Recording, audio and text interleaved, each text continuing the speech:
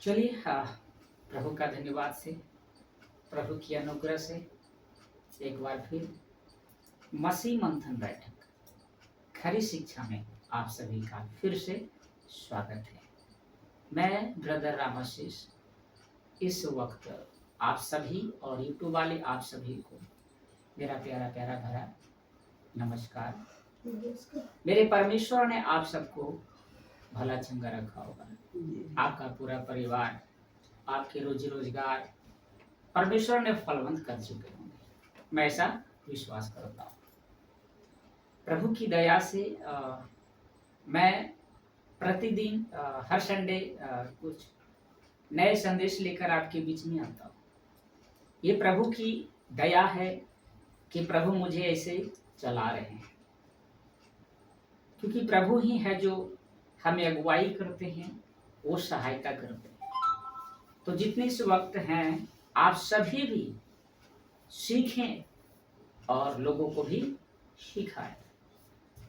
हमारे प्रभु यीशु मसीह ने कहा कि अन्य जातियों में जाओ, चेला बनाओ, पिता पुत्र नाम से बपतिस्मा दो, और जो जो मैंने आज्ञा तुम्हें सिखाई है मानना क्या करो, सिखाओ। हमें जाना है परमेश्वर की हर वो आज्ञा जो प्रभु ने हमें दी है, वचन के द्वारा हम वो आज्ञा अपने भाइयों, अपने बहनों, संसार के हर एक जाति के लोगों तक वो बताएं, ताकि वो भी उस आज्ञा में चलें और परमेश्वर उस आज्ञा के द्वारा उसे फलवंत करें। आज का जो विषय है, आज का जो टॉपिक है, वो है पहला न्याय और अंतिम न्याय में तुलनात्मक अध्ययन। पहला न्याय जो हो चुका है,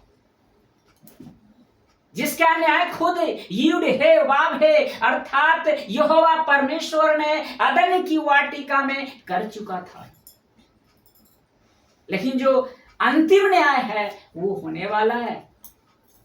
वो अंतिम न्याय प्रभु यीशु करेगा, पिता नहीं करेगा, क्योंकि पिता ने सारा अधिकार अपने पुत्र को सौंप दिया है।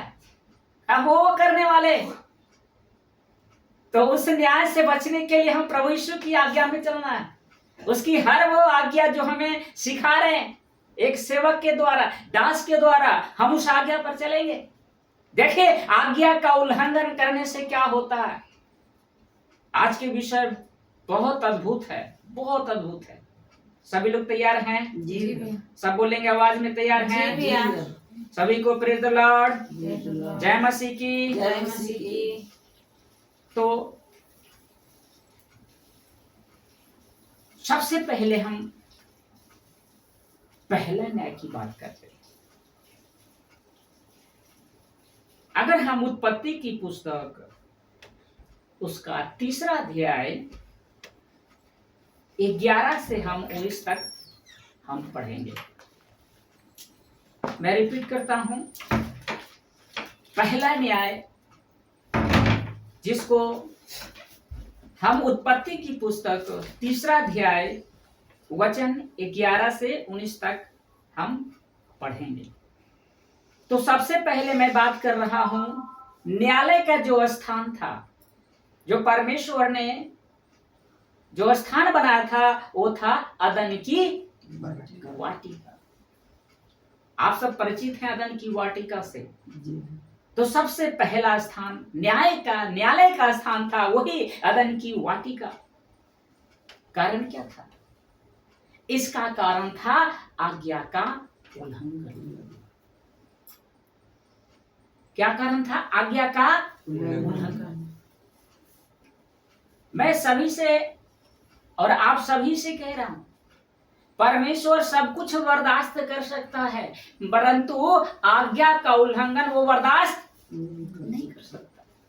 आप कहोगे प्रभु मुझे चंगा कर देगा, रोटी मांगो प्रभु देगा, लेकिन वो आज्ञा का उल्लंघन नहीं करेगा, वो एक बात भी नहीं सुनेगा।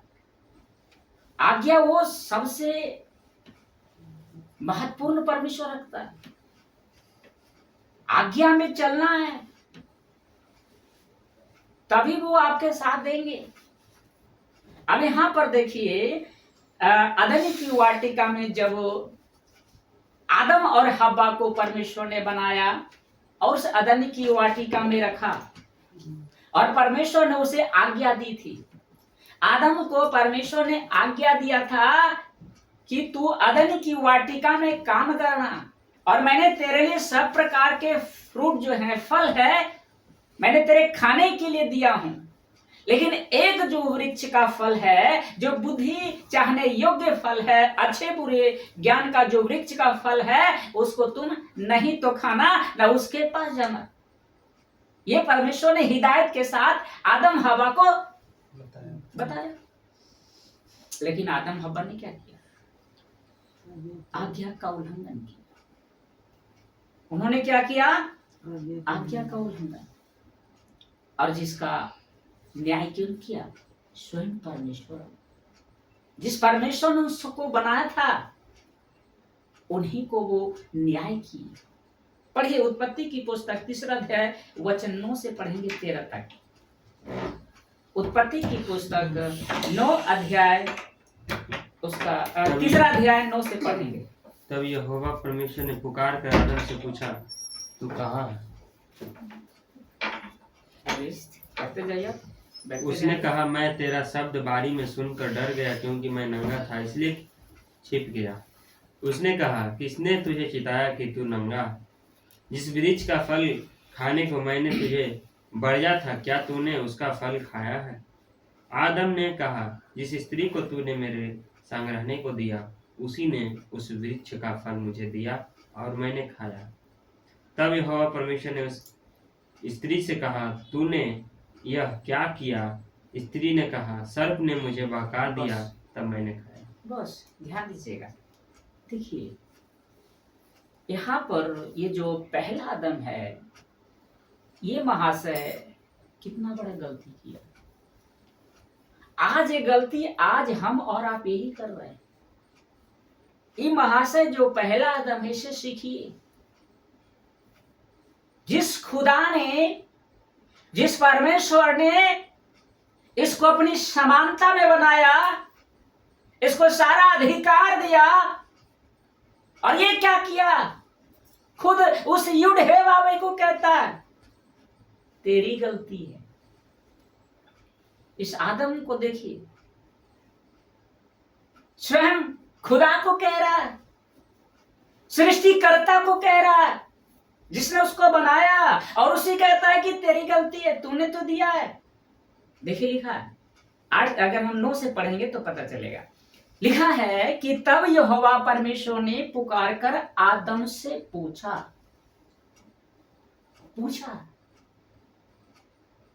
तू कहाँ है? क्या परमेश्वर को मालूम नहीं था? हेलो बोलिए। फिर भी क्यों पूछ रहा है? सच्चाई कि अगर वो बोल देता है तो मैं माफ कर दूंगा, सच बता दे, इसलिए पूछ रहा है। परमेश्वर नहीं देख रहा, सब कुछ देख रहा है।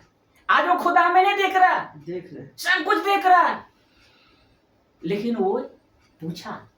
क्या पूछा? देखिएगा, आदम तू कहाँ है? आदम तू कहाँ है? अब ये महाशय आदम क्या बोलता, ध्यान दीजिएगा।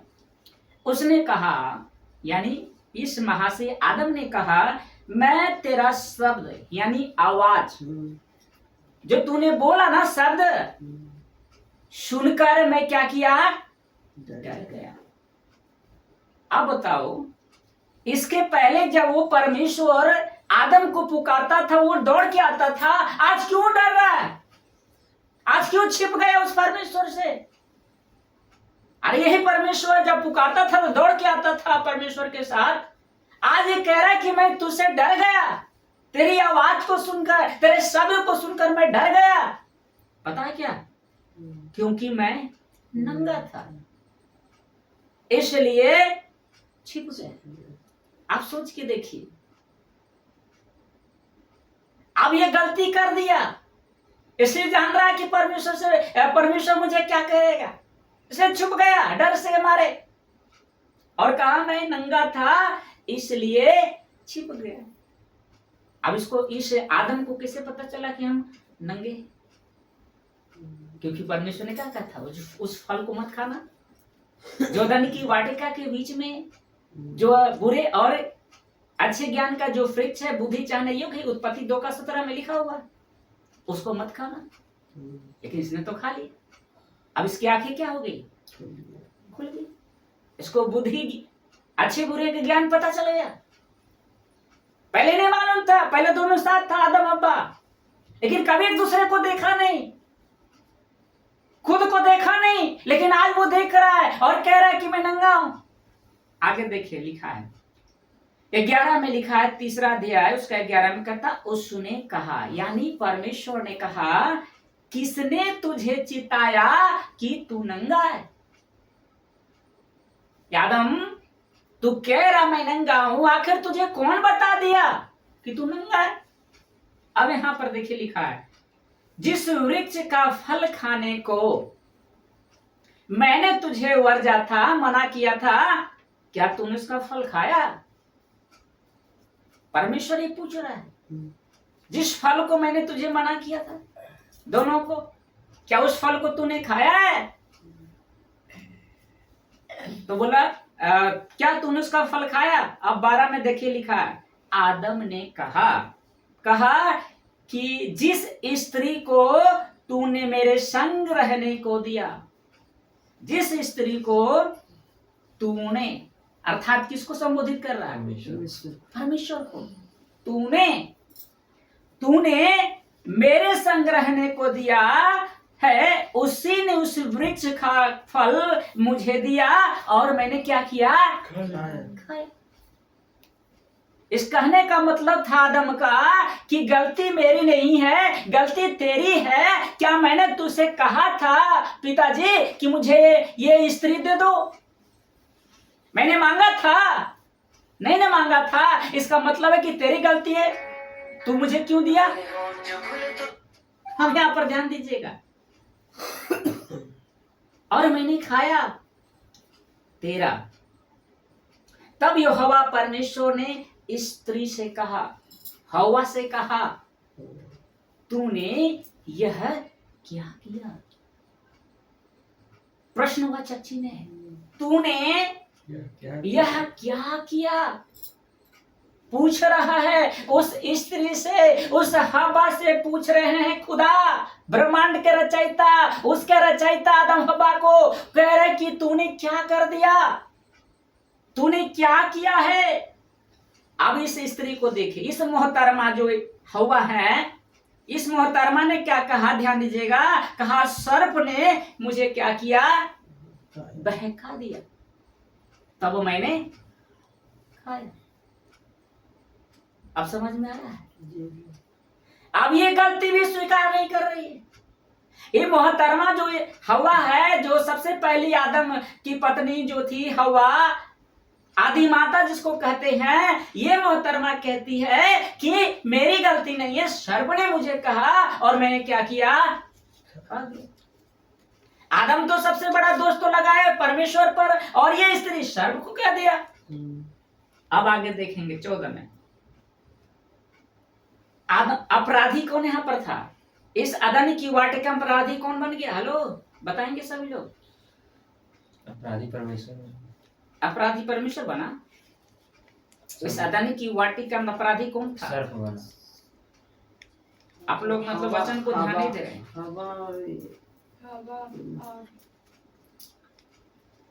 आदम, हवा और तीसरा कौन था? सर्प बन गया। तो अपराधी कौन कहलाएगा? अदन की वाटिका में अपराधी 3 था ना? 3 था। पहला आदम, उसकी पत्नी हवा, फिर सर्प। और सर्प कौन? लूसीफर, शैतान। 3 अपराधी। अपराधी 3 था। अब आता है न्याय का परिणाम। अब ये गलती जो किया इस आदम हवा ने, इस महाशय, ये मोहतरमा, और जो लूसीफर तो है ये था, वो तो जान ही रहा था कि मैं इसको भटकाऊंगा, वो कामयाब ही होगा, कामयाब हो चुका। अदन की वाटिका में जो जैसा उसने चाहा वैसा कर दिया। अब यहाँ पर न्याय का परिणाम अदन की वाटिका में से निकाला गया। परमेश्वर ने अदन की वाटिका से आदम हवा को क्या किया? निकाल दिया। पाप का परिणाम देखिए मेरे भाई, पाप का परिणाम एक ही है, उस जीवन की पुस्तक में से आपका नाम काट डालेगा, वो काट डालेगा। जीवन की जो पुस्तक है ना, इसमें आपका नाम काट डालेगा। समझ में आ रही मेरी बातें? अदन की वाटिका में से निकल गए। 14 से पढ़ेगा भैया, 3 का 14। तब यहोवा परमेश्वर ने सर्प से कहा, तूने जो यह किया है, इसलिए तू सब घरेलू पशुओं और सब बनेलो पशुओं से अधिक शापित है। तू पेट के बल चला करेगा और जीवन भर मिट्टी चाटता रहेगा।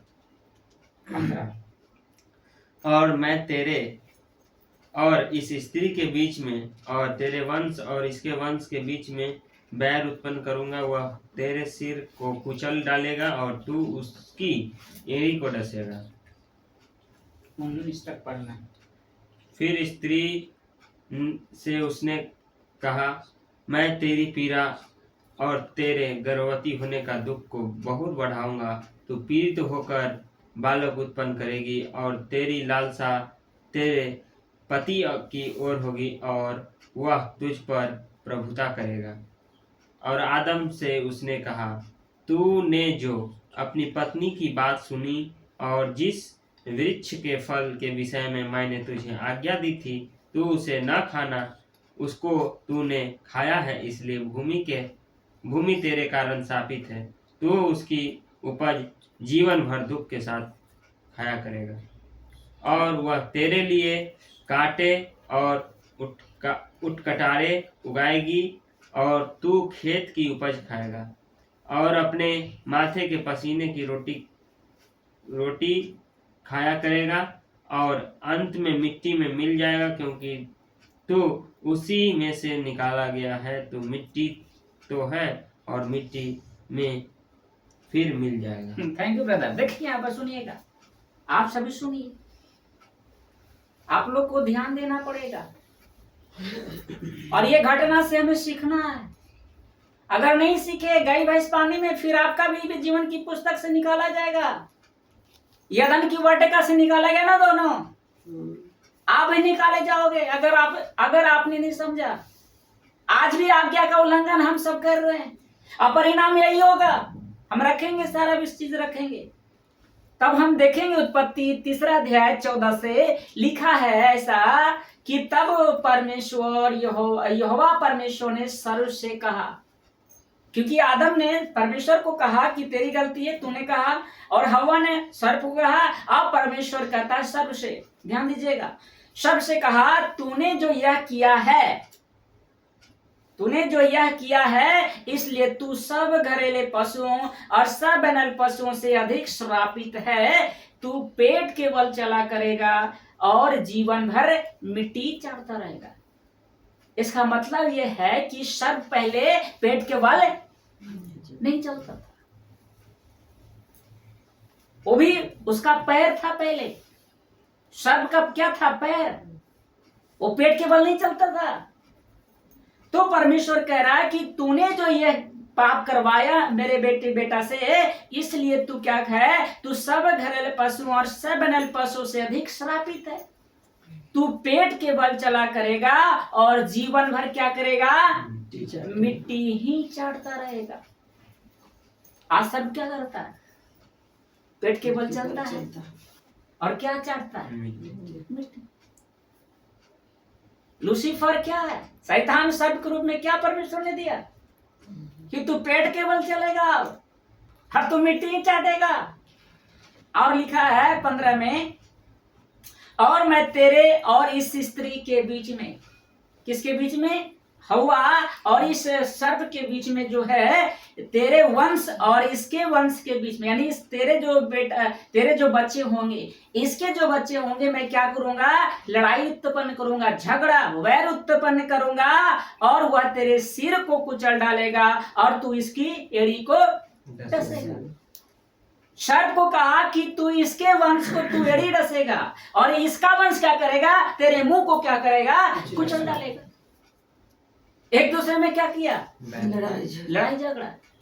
अब सर्प वो देखना नहीं चाहता, उसको पकड़ेगा, काट लेगा, और इंसान उसको नहीं देखना चाहता। उसको जब भी आएगा तो उसको मार भी करेगा और मुड़े ही कुचलेगा। पीठ पर नहीं जल्दी मरता है, उसके मुंह को ही कुचला जाता है। क्या आप सब ऐसा देखें कि नहीं देखें? देखें। ये किसकी ओर से है? किसने कहा था? परमेश्वर पिताजी। जो परमेश्वर कहता है वो होता है, इसलिए याद रखो, खुदा से डर रखो, वो कहेगा हो जाएगा। खुदा से डरो, मनुष्य से नहीं। मनुष्य से मत डरा करो, उस खुदा से डरो जिसने आपको बनाया है, जिसने आपको इस संसार में लाया है। अरे मनुष्य से सबसे बड़ा आज्ञा उस खुदा का होना चाहिए। आज हम मनुष्य की आज्ञा तो मानते हैं, लेकिन उस खुदा का आज्ञा नहीं मानते। और यही महाशय आदम मोहतरमा हवा ने की, उसकी आज्ञा माना, लेकिन खुदा का आज्ञा नहीं माना, जिसके चलते क्या हुआ? ये श्राप आया। ये श्राप आज हर वो स्त्री को होगा। देखिए आगे क्या लिखा है, ध्यान से सुनिएगा। वचन 16 लिखा है, फिर स्त्री से उसने कहा, यानी पहला न्याय किसका किया? हेलो बताएंगे यहाँ पे पहला न्याय किसका हुआ? सब बोला कीजिएगा तो पता चलेगा। पहला न्याय सर्प का। याद रखिए, कोई पूछेगा जी तो बता सकते हैं ना, सीखिएगा, प्रभु सिखा रहे हैं। अब आती है बारी किसकी? स्त्री की बारी आ रही है। लिखा है कि फिर स्त्री से उसने कहा, यानी परमेश्वर ने कहा, मैं तेरी पीड़ा और तेरे गर्भवती होने के दुख को बहुत बढ़ाऊंगा।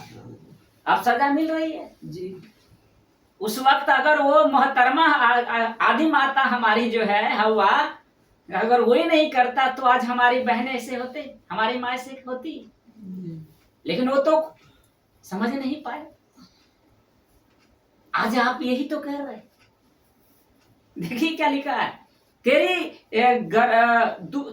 गर्भवती होने के दुख को बहुत बढ़ाऊंगा, तू पीड़ित होकर, यानी तू दुख होकर, दर्द होकर, तू क्या लिखा है, बालक उत्पन्न करेगी। बालक लिखा है, बालक उत्पन्न करेगी और तेरी लालसा तेरे पति की होगी और वह तुझ पर क्या करेगा? प्रभुता करेगा। कौन? तेरी पति जो है वो तेरे पर राज करेगा, तू उसके नीचे रहेगा। प्रभुता का मतलब गुलामी नहीं। प्रभुता का मतलब नहीं कि पति क्या करेगा, पत्नी को गुलाम बना कर रखेगा। ये परमेश्वर ने नहीं कहा था। प्रभुता का मतलब कि तेरा पति तुझसे ऊपर होगा, तेरी उसकी आज्ञा में तुझे चलना होगा। अगर वो स्त्री, ये मोहतरमा जो हवा है, अगर पति की अधीनता में चलता तो पूछ सकता था ना, क्या मैं एक बार इस फल को, सर्प मुझे बहका रहा है, क्या मैं खाऊं? ये पूछना जायज रखा? नहीं रखा। इसलिए परमेश्वर कह रहा है कि तुझ पर प्रभुता करेगा। इसलिए जितने भी यहाँ पर बैठे हैं, मैं सभी को कहूंगा कि पति की अधीनता में रहना, उससे कोई पूछकर ही काम करना है, अपने अकेले नहीं। जिसका कितना बड़ा नुकसान हुआ ना, इसलिए वो लिखा है कि तू गर्भवती होकर, तू पीड़ित होकर बालक उत्पन्न करेगी, तेरी लालसा तेरे पति की होगी और वह तुझ पर प्रभुता करेगा। वचन 17, अब आदम से उसने कहा, पहला न्याय सर्प का हो गया कि तू पेट केवल चलेगा, मिट्टी चाटेगा, तेरी एड़ी तू एड़ी डसेगा, तेरे मुंह कुचलेगा। यहाँ तक क्लियर? अब स्त्री को कहा कि तू बच्चा उत्पन्न करने से पहले मैं तेरी गर्भवती को जो है ना, तेरी पीड़ा को बढ़ाऊंगा, तुझे तकलीफ दूंगा। समझ रहे हैं कि पाप का परिणाम क्या है, आज्ञा के उल्लंघन का परिणाम क्या है? सजा मिल रही है ना, सजा है, अब बहुत बड़ी सजा। और अब आती है आदम की बारी। लिखा है ऐसा 17 में, आदम से उसने पूछा, अर्थात यहोवा परमेश्वर ने, कि तूने जो अपनी बात पत्नी की बात सुनी। आदम को कहते हैं उस खुदा युद्धेवाव है कि तूने जो अपनी पत्नी की बात सुनी है, और जिस वृक्ष के फल के विषय में मैंने तुझे आज्ञा दी थी कि तू उसे ना खाना, उसको तूने खाया है, इसलिए भूमि तेरे कारण क्या हुआ? श्रापित हुआ है। तू उसकी ऊपर जीवन भर दुख के साथ खाया करेगा। हे आदम, मैंने तुझे ऐसो आराम के लिए न दिया था, तुझे कमाना नहीं पड़ता था ना, अब तुझे कमाना पड़ेगा। अरे मैंने तुझे सब कुछ दिया था, लेकिन तूने उसके बदले मुझे क्या दिया? क्या दिया तूने मुझे? अब वो अधिकार मैं तुझे छीनता हूं। अब जाओ, तुम्हें उस भूमि में जाओ, पसीने बहाना पड़ेगा तो पता चलेगा। तुझे रोटी कैसे खाया बनाया जाता है ना, तब पता चलेगा तुझे। तुझे अच्छा खासा मैंने सब कुछ दिया, तूने क्या किया है? आज यही खुदा सभी से कह रहा है कि मैंने सबसे आराम दिया। अरे हमें तो अनंत जीवन दिया है, और हम क्या कर रहे हैं? सबसे बड़ा चीज तो हमें दान दिया परमेश्वर ने, आनंद, जीवन का आनंद। हम उसे ठुकरा दे रहे हैं। आदम ने क्या किया? ठुकरा दिया ना उस ऐसो आराम को, और क्या पकड़ लिया? दुख। उसको दुख अच्छा लग रहा था ना। कहता है तेरे कारण भूमि क्या है? श्रापित हुआ है। तू उसकी ऊपर जीवन भर, जब तक इस संसार में रहेगा तब तक तुझे दुख ही करना होगा, तब तुझे रोटी खाना पड़ेगा। वचन 18 कहता है, और वह तेरे लिए काटे और उठ कुटारे उगाएंगे। जब भी तू फसल बोएगा ना, अपने आप घास उगेगा। बहुत सारे चीज उसके साथ हुए, उसको निकालना पड़ेगा, उसको करना पड़ेगा। तुझे फल मिलता था, तोड़ के खा लेता था ना। फल कैसे आता है वो नहीं जानता है, अब तुझे पता चलेगा। आदम, अब तुझे पता चलेगा। और ऐसा लिखा है, तू खेत की उपज खाया करेगा, वचन 19 में, और अपने माथे की पसेने की रोटी खाया करेगा। जो धूप है ना, धूप क्या होता है वो पता चलेगा, है ना। उस धूप में कैसे कमाओगे? पसेने की रोटी खाया करेगा, और अंत में क्या है? मिट्टी में मिल जाएगा। आदम को अनंत काल के लिए बनाया था, लेकिन उसने क्या चुना? मृत्यु ही चुना। उसने कहा कि अंत में तू मिट्टी मिल जाएगा, क्योंकि तू उसी में से निकाला है, तू मिट्टी तो है, और मिट्टी में ही फिर मिल जाएगा। सुन रहे हैं सभी लोग? किट्टू वाले आप सब सुन रहे हैं? आज्ञा को उल्लंघन का परिणाम पता चल गया। कैसे सर्प को परमेश्वर ने श्राप दिया, कैसे हवा को परमेश्वर ने श्राप दिया, और आदम को क्या श्राप दिया? समझ में आ रही है? ये किसकी वजह से हुआ? आज्ञा का उल्लंघन। आज यही हम मसीह समाज, हमारे सभी भाई बहन यही कर रहे हैं। आज भी आज्ञा का उल्लंघन हो रहा है, लेकिन परिणाम अभी नहीं मालूम है। अभी तो आपको परिणाम दे रहा है ना, आपको नहीं पता है, क्योंकि आप परमेश्वर का डर ही नहीं मान रहे, तो क्या पता चलेगा? अरे जो खुदा का डर मानता उससे पूछिए कि क्या होगा। आपको क्या, यहां से सुनेंगे खबर, फिर वही धंधा करना शुरू कर देंगे। यहां सुनकर जाइएगा, फिर भुला दीजिएगा, हमको मालूम है। यही तो आप लोग कर रहे हैं प्रतिदिन, इसलिए आप परमेश्वर की आगे में चल नहीं रहे। वही धंधा वही करते हैं, क्योंकि आप लोग को सुनना काम है, लेकिन परमेश्वर ने सुनकर नहीं बोला कि उसको सुनकर चलना भी है। हमें सीखना है कि आदम और हवा और सर्प की गलती की वजह से उसे क्या सजा मिला। अगर आज भी करें तो मुझे क्या सजा मिलेगा? समझ में आ रही है? अब आप बात करते हैं अंतिम न्याय, लास्ट, जो सबको होगा। आपको, आपके दादा परदादा, पूरी दुनिया का न्याय होगा। प्रकाशित वाक्य 20 अध्याय 11 से 15 में हम लोग देखेंगे। अब वहां पर जो स्थान होगा, जहां पर अंतिम न्याय होगा, उसका स्थान क्या पता है? उस स्थान का नाम पता है? नई पृथ्वी, नया यरूशलेम। समझ रहे हैं ना? उस पृथ्वी पर सभी का न्याय होगा। इसका कारण क्या है? यीशु मसीह को उद्धार करता स्वीकार न करना। जिस चाहे वो हिंदू हो, मुस्लिम हो, चाहे किसी भी जाति कुल क्षेत्र का हो, अगर वो यीशु को अपने मुंह से उद्धार करता स्वीकार नहीं करेगा, उसका न्याय होगा। वहां था आज्ञा का उल्लंघन, और यहां पर कारण क्या होगा? यीशु मसीह को उद्धार करता स्वीकार न करना। आज यही तो हम लोग करते हैं। यीशु को उद्धार करता स्वीकार करते हैं? नहीं करते ना। और न्यायाधीश परमेश्वर का पुत्र प्रभु यीशु मसीह, न्याय कौन करेंगे? परमेश्वर का पुत्र प्रभु यीशु। अब परमेश्वर नहीं करेगा, अंतिम न्याय परमेश्वर नहीं करेगा, कौन करेगा? प्रभु यीशु करेगा, क्योंकि सारा अधिकार पिता ने अपने पुत्र को सौंप दिया है। पुत्र को सौंप दिया है, और पुत्र ही एक एक जाति, एक एक धर्म के लोगों का न्याय करेगा। अपराधी कौन होगा पता है? इसका अपराधी कौन होगा? वहां अपराधी हम लोगों ने देखा, कौन कौन अपराधी था पहला न्याय में? सर्प था, हवा था और आदम। लेकिन अंतिम जो न्याय होगा कौन होगा पता है? मैं बता रहा हूं। अपराधी जो है कैन से लेकर अभी तक जितने भी दुष्ट लोग हैं सभी का न्याय होगा। कैन पता है ना, आदम का बेटा, बड़ा बेटा, अपराधी बना। कैसे बना? अपने भाई की कत्ल किया, हत्या किया। सभी को मालूम है ना जी। पढ़ेंगे उत्पत्ति 4:8। देखिए यहाँ पर क्या कैसे किया उसने। उत्पत्ति 4:8। हाँ, यही से शुरू हो गई न्याय। प्रभु यीशु करेगा 4:8।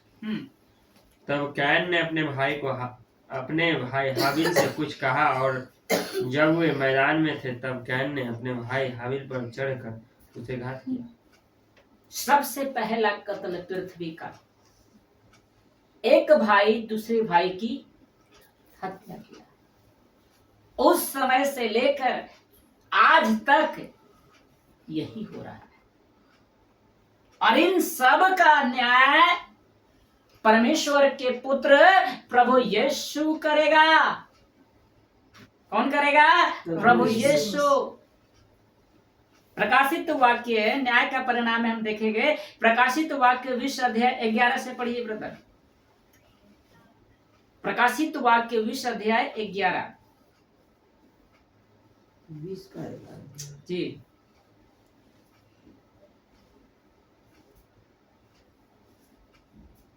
जल्दी पढ़ेंगे। फिर मैंने एक बड़ा श्वेत सिंहासन और उसको जो उस पर बैठा हुआ है देखा, जिसके सामने से पृथ्वी और आकाश भाग गए और उनके लिए जगह न मिली। देखिए लिखा है, ये कौन दर्शन देख रहा है? यूहन्ना, प्रेरित यूहन्ना, चेला था ना बड़ा चेला में, यूहन्ना वो दर्शन देख रहा है। देखा है क्या लिखा है कि फिर मैंने एक बड़ा श्वेत सिंहासन और उस पर जो उस पर बैठा हुआ देखा। समझ रहे हैं? ये दर्शन यूहन्ना देख रहा है कि कोई बड़ा श्वेत सिंहासन है स्वर्ग में, ठीक है ना जी। और उसको जो उस पर बैठा हुआ है देखा। क्या देखा? कि जिसके सामने से पृथ्वी, ये जो पृथ्वी है ना, और आकाश भाग गया। यानी पृथ्वी है ही नहीं है, आकाश है ही नहीं, भाग गया। और लिखा है उनके लिए जगह न मिली। वचन 12 पढ़ेंगे। फिर मैंने छोटे बड़े सब मरे हुए को सिंहासन के सामने खड़े हुए देखा, और पुस्तकें खोली गई। फिर एक और पुस्तकें खोली गई, फिर एक और पुस्तक खोली गई, अर्थात जीवन की पुस्तक। और जैसा उन पुस्तकों में लिखा हुआ था उनके कामों के अनुसार मरे हुए का न्याय किया। अब ये दर्शन देखकर क्या देखता है यूहन्ना? कि फिर मैंने छोटे बड़े सब मरे हुओं को छोटे और बड़े मरे हुओं को सिंहासन के सामने खड़े हुए देखा। समझ रहे हैं? जो छोटे बच्चे में जो मर जाती है, मर जाता है, बड़े जो मर गए, सब के सब क्या देखा कि परमेश्वर जहां बैठा है श्वेत सिंहासन पर, जो यीशु बैठा है, उसके सामने छोटे से लेके बड़े तक खड़ा हुआ है, मरा हुआ जो वहां पर खड़ा हुआ है। और आगे लिखा हुआ है कि और पुस्तकें खोली गई। हालेलुया! पुस्तक क्या हुआ? खोली गई। इसका मतलब कि पुस्तक में सभी का नाम होगा, आपके दादा का, परदादा का, सबका नाम होगा। पुस्तकें खोली जाएंगी। जब आपका जन्म इस पृथ्वी पर आता है ना, जब माँ के पेट से निकलते हो ना, उसी वक्त उस पुस्तक से नाम लिखा जाता है। और आपने क्या किया है सब उसमें लिखाएगा। समझ में आ रही है? क्या आपको डर नहीं लग रहा है? क्या आपको महसूस हो रहा है कि पुस्तक मेरा नाम, अगर मेरे नाम खुलेगा तो मेरा क्या होगा? कभी आपने गौर किया है? जाकर अकेले में बैठ के सोचिए कि मेरा भी उस पुस्तक में नाम होगा और मेरा नाम खोला जाएगा और मैं परमेश्वर की आज्ञा में नहीं चला तो मेरा क्या होगा? उसने आदम को छोड़ा नहीं, हवा को नहीं छोड़ा, मुझे छोड़ेगा नहीं। हेलो बोलिए। उसने आदम को बख्शा नहीं, जिसको उसने बनाया अपनी समानता में, उसको तो छोड़ा ही नहीं, तो हमें छोड़ देगा? आप कहते हैं ना कि परमेश्वर प्यार करता है, प्यार करता है, लेकिन वो दंड भी देता है। ये क्यों भूल जाते हो? यीशु प्यार करता है तो दंड भी देता है। प्यार के बारे में तो जानते हैं, दंड के बारे में जानते हैं कि वो दंड देगा? नहीं ना जानते हैं। प्यार के बारे में जानते हैं कि प्रभु हमसे लव करता है, लेकिन ये क्यों भूल जाते हैं कि वो दंड भी देता है। वो पवित्र है और पवित्र को रखता है, आप पवित्र वाले को नहीं रखता है। ये क्यों भूल जाते हैं हम सब अक्सर? ध्यान दीजिएगा। ऐसा लिखा है कि पुस्तकें खोली गई और लिखा है फिर एक और पुस्तक खोली गई।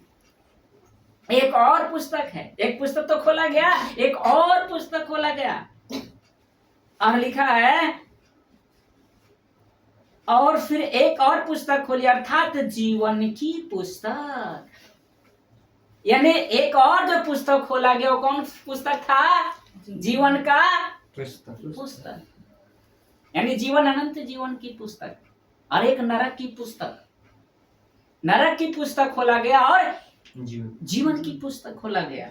अब आगे देखेंगे, लिखा है अर्थात जीवन की पुस्तक। और जैसे उन पुस्तकों में लिखा ना, उन पुस्तकों में लिखा हुआ था उनके कर्मों के अनुसार। समझ में आ रही तो बोला करिएगा। उन कर्मों के अनुसार मरे हुओं का न्याय किया गया। यानी जो कर्म की इस पृथ्वी पर किया था, उस कर्मों के अनुसार उस खुदा जिसका नाम प्रभु यीशु है, वो न्याय किया। और जैसा उसका कर्म था उसी के अनुसार परमेश्वर ने दंड भी दिया, दंड भी दिया। हालेलुया।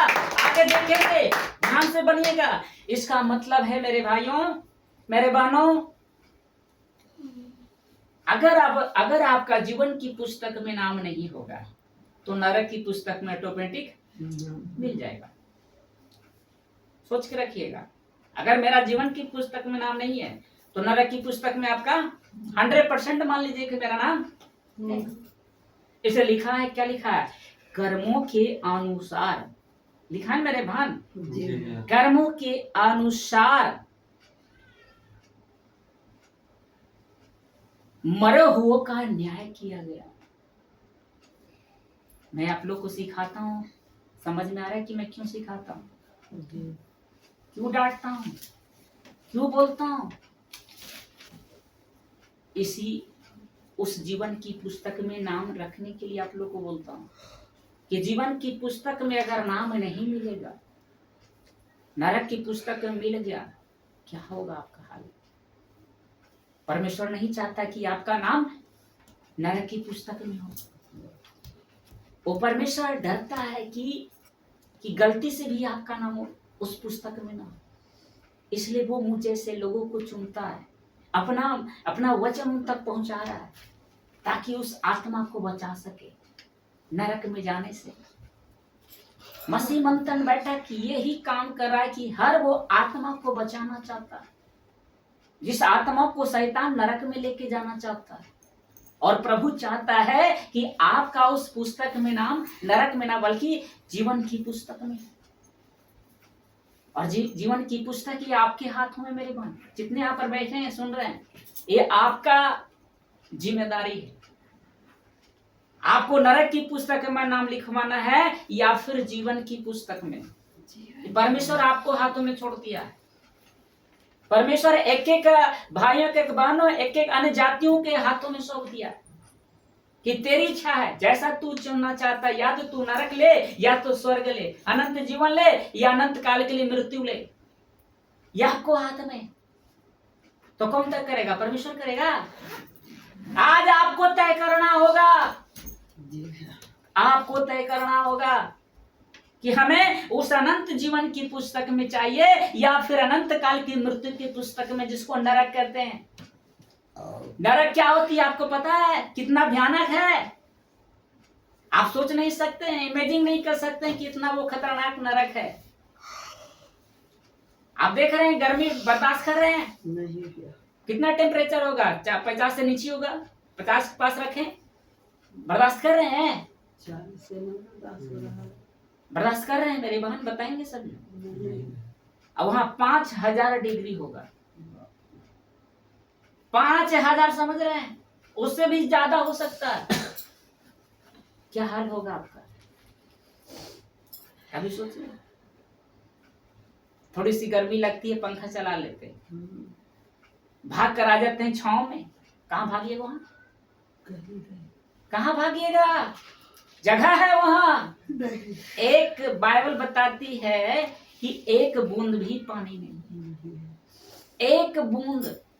जैसे वो धनवान व्यक्ति तड़प रहा था एक बूंद के लिए, निर्धन लाजर से मांग रहा था, अब्राहम से कह रहा था उसको भेज दे, एक बूंद भी पानी नहीं।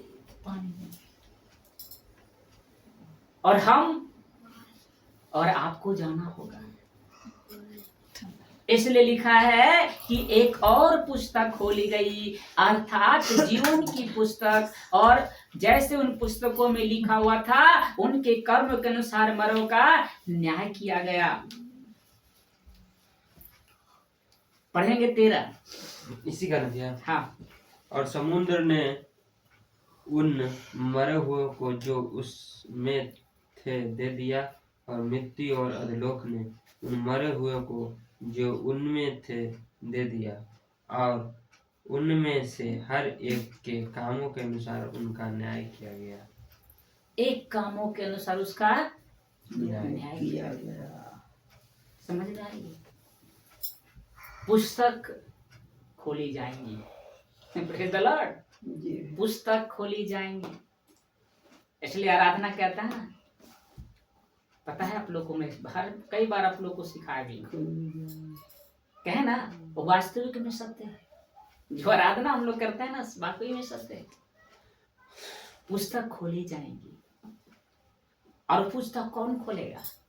प्रभु यीशु स्वयं खोलेगा, जिसको उद्धारकर्ता स्वीकार ने अपने मुंह से अंगीकार किया था,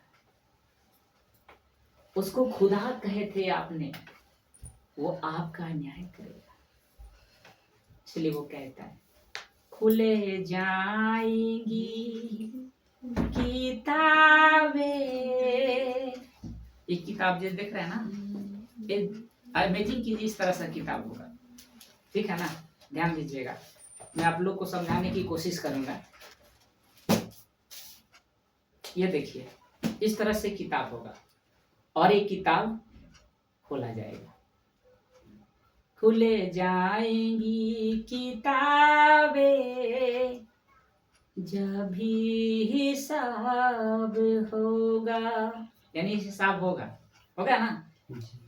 खुले जाएंगी किताबें, जब भी हिसाब होगा, इंसाफ का तराजू यीशु के हाथ होगा।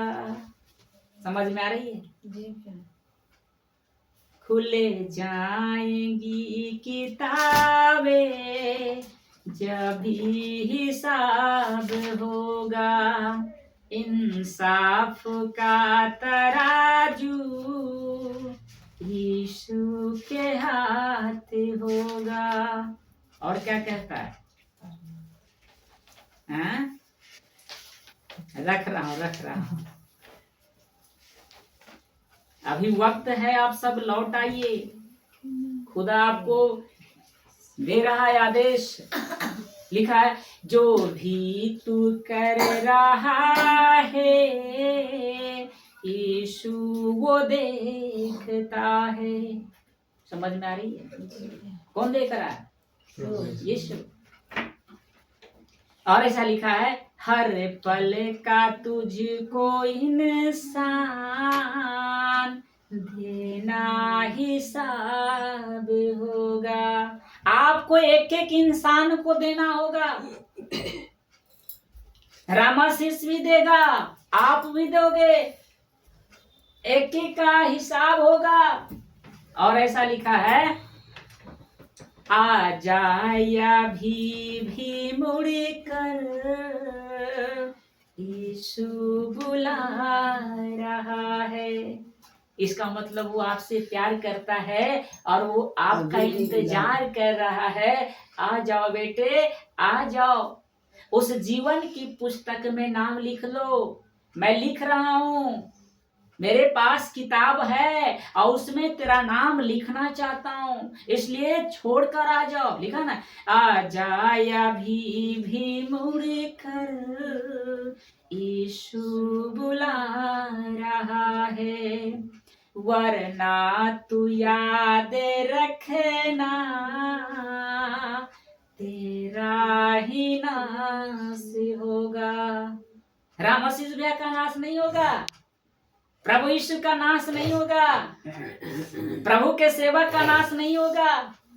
कहने का मतलब है कि खुद का जो नहीं करेगा, अगर मैं नहीं करेगा मेरा भी नाश होगा।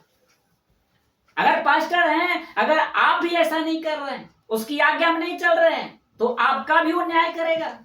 ऐसा नहीं कि मेरा नहीं न्याय करेगा। ध्यान से समझिएगा, वरना तू याद रखना तेरा ही नाश होगा। अब क्या कि इससे भी भयंकर जीवन में आपको बीतने वाले हैं। आपको विश्वास नहीं कि जैसे समय बीतेगा ना, ऐसे शैतान और आपके मन को भटकाएगा, आपको और नरक के करीब लेके जाएगा।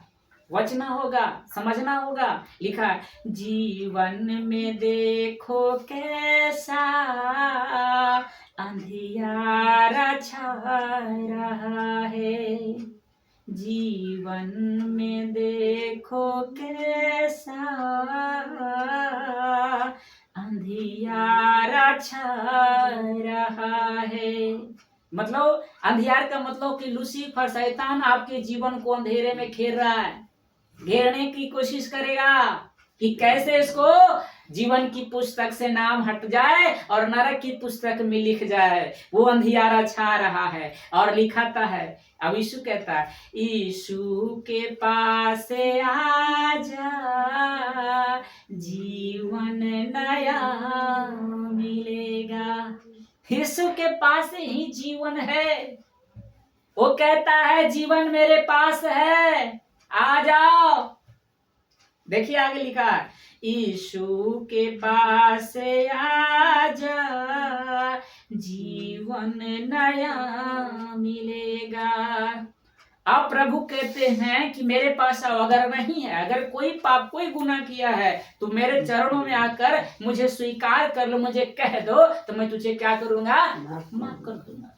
देखिए लिखा है, कदमों में उसके रोले तौबा गुनाह से कर ले, कदमों में उसके रोले तौबा गुनाह से कर ले, फिदिया मसीह ने दिया माफी तू आज ले ले, फिदिया मसीह ने दिया,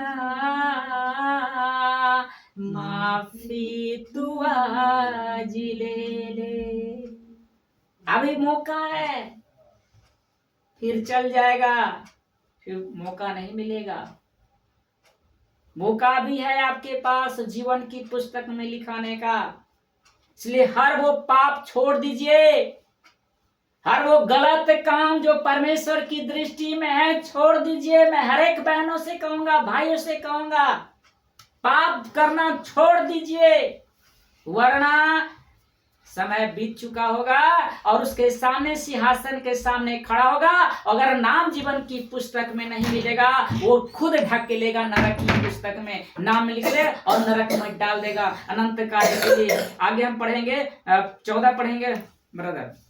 और मृत्यु और अधोलोक भी आग की झील में डाले गए। यह आग की झील तो दूसरी मृत्यु है। और जिस किसी का नाम जीवन की पुस्तक में लिखा हुआ ना मिला, वह आग की झील में डाला गया। लिखा है ना, ध्यान दीजिएगा, 14 से पढ़ रहे हैं। और मृत्यु और अधोलोक भी आग की झील में डाले गए। यह आग की झील की दूसरी मृत्यु है। पहले मृत्यु जब हम इस पृथ्वी से 70 साल 80 साल के बाद चल जाएंगे। ये पहले मृत्यु कोई खास नहीं है। इंपॉर्टेंट कौन सा है? दूसरी मृत्यु। ये मृत्यु कोई दिक्कत वाली नहीं है। ये जो पहली मृत्यु है, इसमें दुख काट लीजिए, कोई दिक्कत नहीं है। लेकिन जो दूसरी मृत्यु होगा वो इंपॉर्टेंट है। और ये जो हम और आप कर रहे हैं, किसके लिए कर रहे हैं? उस दूसरी मृत्यु के लिए। ये जो हम लोग संगति कर रहे हैं, प्रभु का भय मानकर प्रभु के वचन के अनुसार चलने की कोशिश करें, किस लिए? दूसरी मृत्यु में, ताकि उस वक्त जब हमारा न्याय होगा तो उस दूसरी मृत्यु में हम बच सके, आप बच सके। इसलिए वो संगति कर रहे हैं, इसलिए इतनी मेहनत कर रहे हैं कामों को छोड़कर, ताकि वो मृत्यु हो, जब दूसरी मृत्यु का जब न्याय हो, उस वक्त हम बच सके। और ऐसा लिखा है वचन में 15 में कि और जिस किसी का नाम जीवन की पुस्तक में लिखा हुआ ना मिला। स्लाइड रहता तो मैं दिखा देता। लिखा है कि जीवन की पुस्तक में लिखा हुआ ना मिला, वह आग की झील में क्या हुआ? डाला गया। सुन रहे? जिस जीवन की पुस्तक में नाम नहीं मिलेगा, उसको डायरेक्ट परमेश्वर क्या करेगा? यीशु कहेगा स्वर्गदूत से जाओ और इसको नरक में डाल दो, आग की झील में डाल दो। रोगे, विलाप करोगे, पर वो यीशु नहीं सुनेगा, और नहीं सुनेगा, वो दया नहीं करेगा। अभी कर रहा दया, उस वक्त नहीं करेगा। परमेश्वर के पुत्र प्रभु यीशु आज वो कह रहा है कि तू कितनों बार गुनाह कर ले, मैं तैयार हूं, माफ कर दूंगा। लेकिन वहां पर वो मृत्यु, वहां पर वो प्रभु यीशु मसीह माफ नहीं करेगा, डायरेक्ट न्याय करेगा। क्योंकि उस वक्त न्याय ही करने आएगा। वो प्रेम करने नहीं आएगा, उसी से करेगा जो उसकी आज्ञा पर चलेगा, उसकी आज्ञा में बना रहेगा। उसी में दूसरी मृत्यु है। ये दूसरी मृत्यु है वो जिस किसी का नाम जीवन की पुस्तक में ना मिला हुआ, वो आग की झील में डाला गया। तो सोच के देखो मेरे भाई मेरी बहन, इमेजिन करो, उस भविष्य के बारे में सोचो। अगर मेरा नाम नहीं मिला तो मैं भी कहाँ जाऊंगा? नरक में जाएंगे ना, नरक के झील में हम डाले जाएंगे ना। तो क्यों नहीं सोचते हैं हम?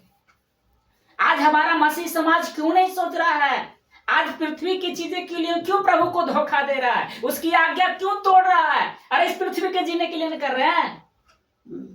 अरे आज्ञा जो पाप कर रहे, किसके लिए कर रहे हैं? इस पृथ्वी के लिए जीवन है, सुख विलास के लिए कर रहे हैं जी। लेकिन उस दूसरी मृत्यु के बारे में क्यों नहीं सोचते? उस जीवन की पुस्तक में क्यों नहीं सोच रहे कि मेरा नाम नहीं मिलेगा तो क्या होगा? समझ में आ रही मेरी बातों को? ये दूसरी मृत्यु है। इब्रानियों पढ़ेंगे लास्ट में, अंत में, इब्रानियों 9:7, इब्रानियों की पत्री 9 अध्याय वचन 7। देखिए क्या लिखा। पर दूसरों में केवल महायाजक वर्ष भर में। इब्रानियों 9:27, इब्रानियों 9:27। इब्रानी और जैसे मनुष्य हम्म, और जैसे मनुष्यों के लिए एक बार मरना और उसके बाद न्याय का होना नियुक्त है। नियुक्त है। समझ रहे हैं? लिखा है और जैसे मनुष्यों, मनुष्य नहीं, मनुष्यों यानी बहुत सारे मनुष्यों के लिए एक बार मरना, उसके बाद न्याय को होना नियुक्त है।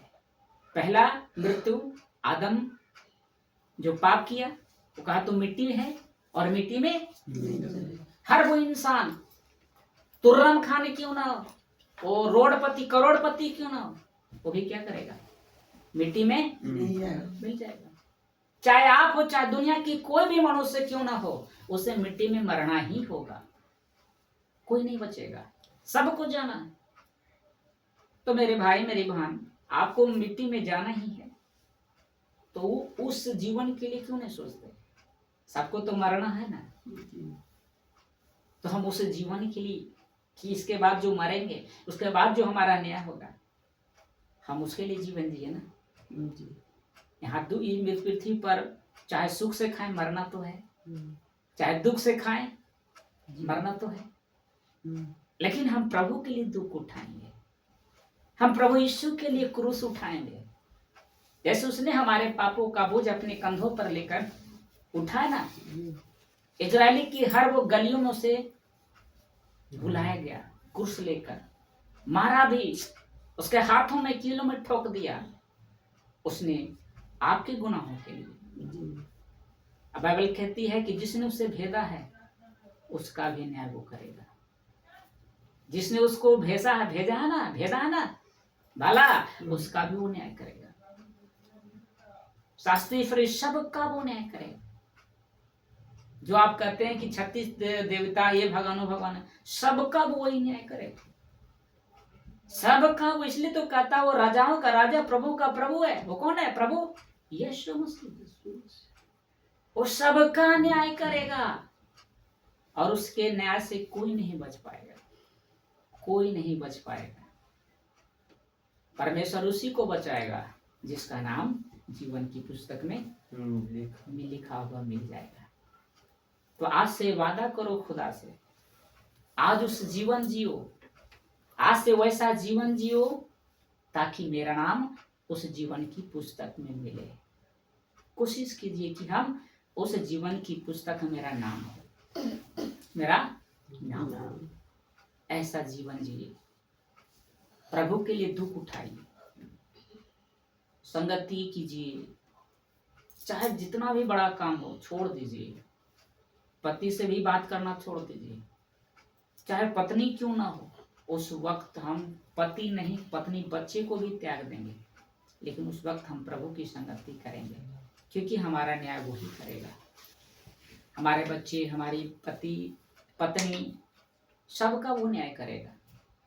हम पति का डर नहीं मानेंगे। जब खुदा के जब आए ना बारी, वहां पर पति का भी हम डर नहीं मानेंगे, बच्चे का डर नहीं मानेंगे। जहां खुदा के बारी आ जाए, जब खुदा की संगति हो ना, किसी का बाप नहीं चलेगा, सिर्फ उस बाप का चलेगा। हालेलुया। वो बाप जो उसने आशा करता हूँ आपको वचन अच्छा लगा कि नहीं लगा? चलिए उस खुदा के लिए पिता परमेश्वर प्रभु यीशु जितना